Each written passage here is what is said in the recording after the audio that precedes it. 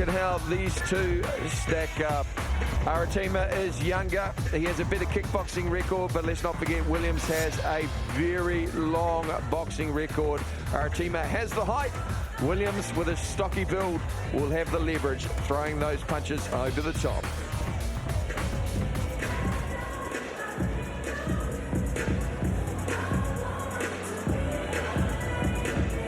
Once again, ladies and gentlemen, this is our first bout of the evening. It is scheduled for three-minute rounds of kickboxing action. Introducing first, fighting out of the blue corner, representing ETK North Shore. He's a 2006 New Zealand Golden Gloves champion, 2008 and 2011 New Zealand featherweight silver medalists. Ladies and gentlemen, give it up for Dayne Williams. And his opponent fighting out of the red corner, representing Hammerhead in Dunedin. He is a two-time New Zealand WAKO World Champion representative. Ladies and gentlemen, please put your hands together for Nic Ice Cream Aratema. 3-3 from the bell rings. Referee in charge is Tony Angloff.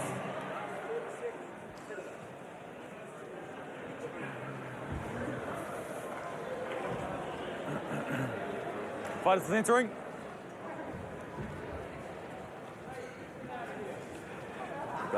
Third man in centering, Tony Angloff, one of New Zealand's most experienced international fighters.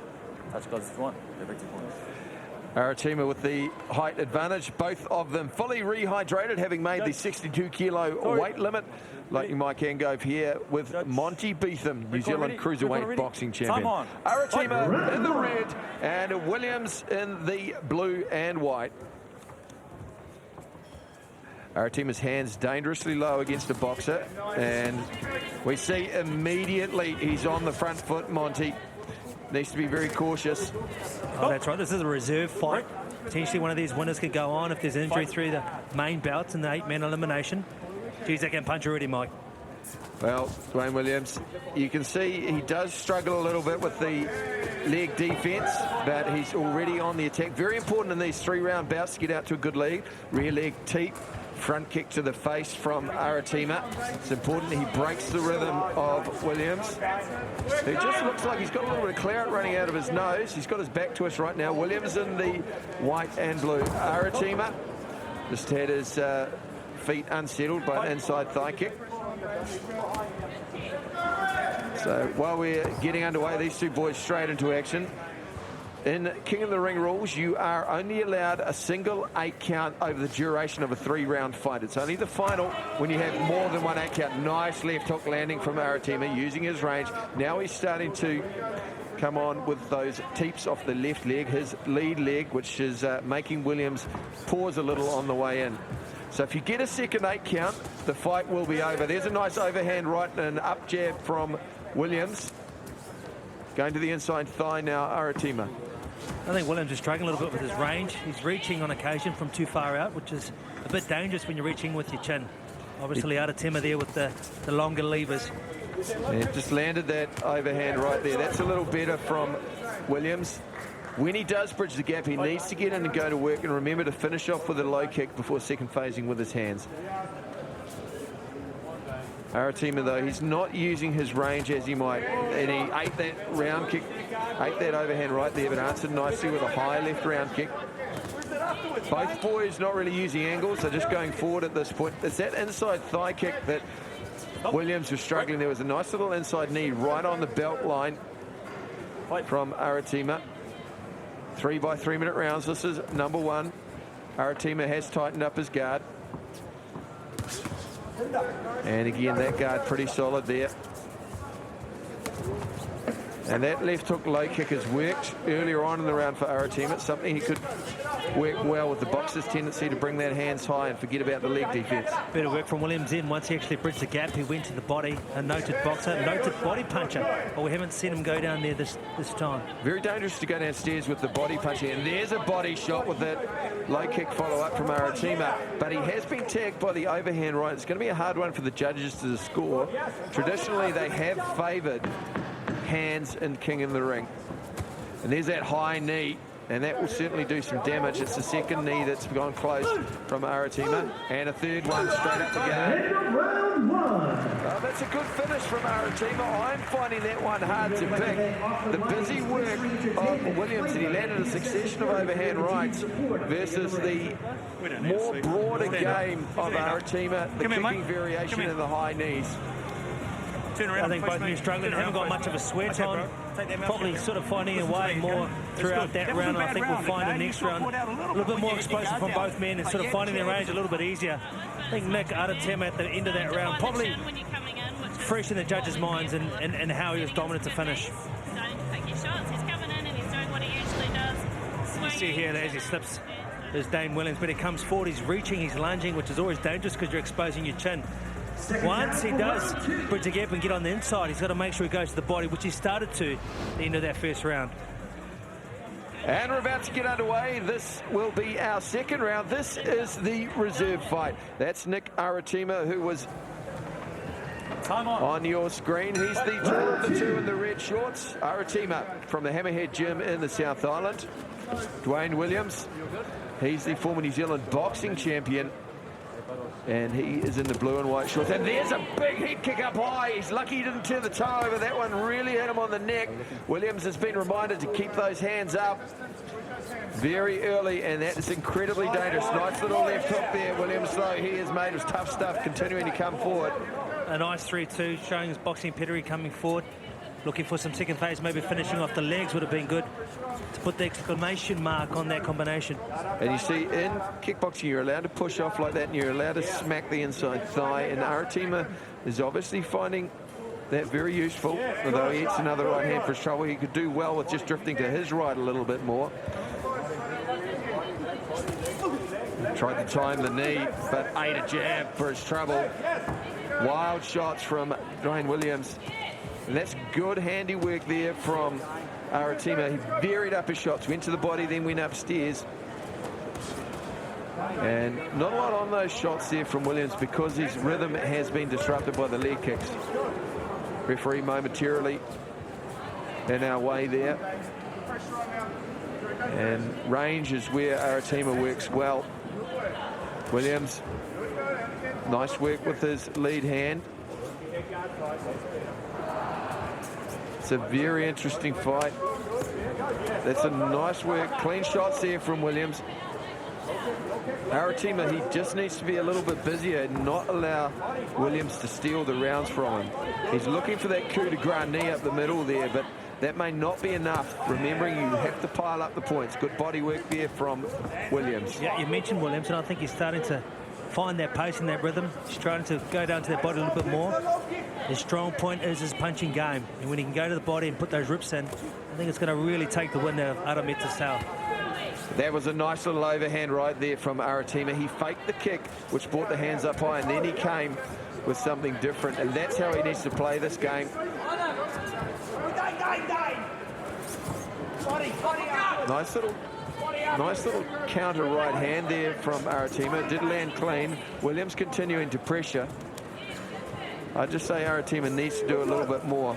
An uppercut left hook there from Williams. Both boys looking a little weathered now, mouth open from Aratema. He's just not quite throwing enough. And eats another long left hand there from Williams.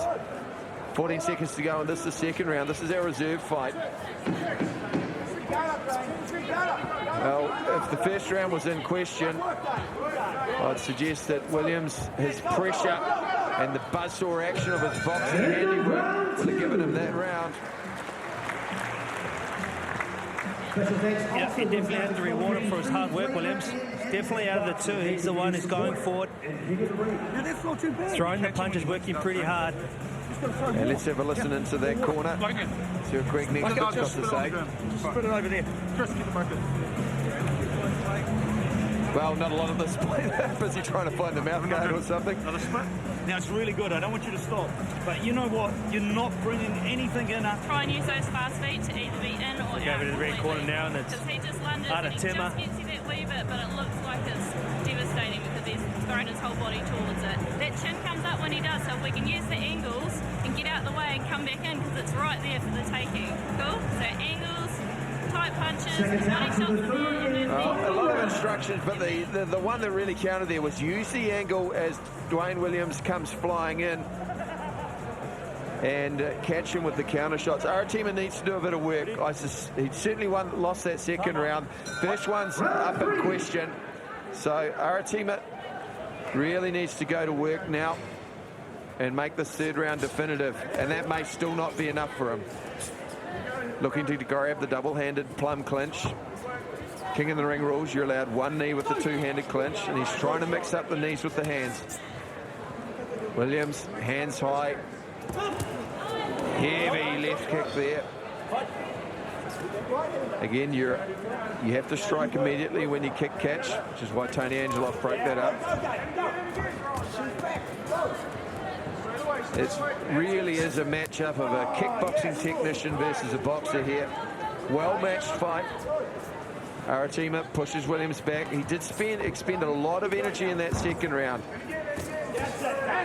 Walks through the front kicks. Nice little counter left hook there from Aratema. Went underneath the right hand, but he needs to do more. Well, like you mentioned, it was a puncher versus the kicker, which is right, but it's also the leverage game. You've got a really tall guy in Aratema who probably hasn't been using it as well as he should. This guy here, Williams, has been coming forward and finding his range and probably being more effective in getting the strikes on, definitely with the punches. Yeah, Aratema is just not second phasing off his shots. He needs to punch off his kicks and kick off his punches. And he eats another little left hook on the inside, and then followed by a right uppercut from Williams. That right hand was interrupted by a teak, but he's coming on. Aratema trying to find something here. Williams now, his corners come to life. They think he's found something. Minute 22 to go in this, the third and final round. This is the reserve fight of the King in the Ring 62. Tony Angeloff had to get between both these boys. Plenty of spirit going on. Big knee there and a body kick to follow up. That one certainly slowed Dayne Williams down. Let's see if Aratema has seen he's done some damage there. Plenty of claret coming from the nose. Oh, but Dayne Williams, the man in the red short. Nic Aratema, the man in the red shorts. Williams looking for the step over right hand, missed that. All a little bit rugged and rough. 40 seconds to go. Big knee there from Aratema.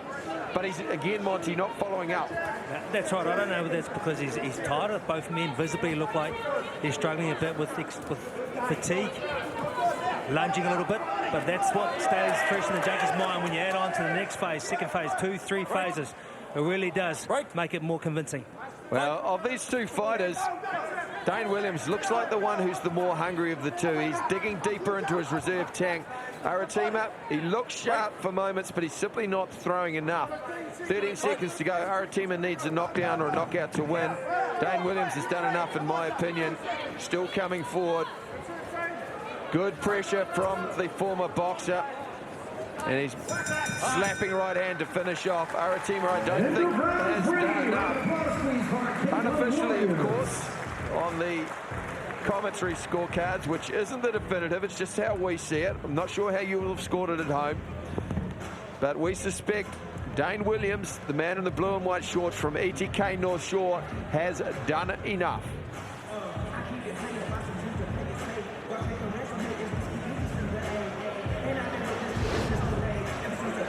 Oh, we saw some spectacular knees from times and some good head kicks from Aratema, but he didn't throw enough against the relentless pressure of Dayne Williams, who showed a clean pair of whiskers and a really strong heart, a lot of intestinal fortitude as he continued to throw down throughout the bout. And that right hand is probably the story of the fight. He punched Aratema more than Aratema kicked him. And the decision, let's go to Lieutenant Dan Hennessy.